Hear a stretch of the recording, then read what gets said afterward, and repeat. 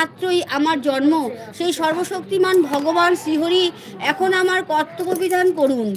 হে নিষ্পাপ বিদুর, ব্রহ্মা যখন এই রকম চিন্তা করছে, তখন হঠাৎ তার নাসাছিদ্র দিয়ে অঙ্গুষ্ঠ অঙ্গুষ্ঠ পরিমাণ এক বরাহ শিশু নির্গত হলো।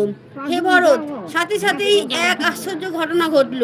সেই বরাহ শিশু আকাশপথে অবস্থান করে ব্রহ্মা চোখের সামনে দেখতে দেখতে এক বিশাল হস্তির শরীর পরিমাণ বৃদ্ধিপ্রাপ্ত হয়ে গেল।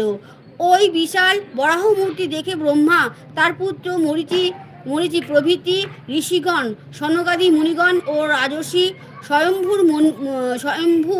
স্বয়ম্ভুব মনু প্রমুখ সকলে নানা প্রকার বিচার বিবেচনা করতে লাগলেন। আহা, শূকরের রূপে কোন দিব্য প্রাণী আজ এখানে প্রকট হলেন।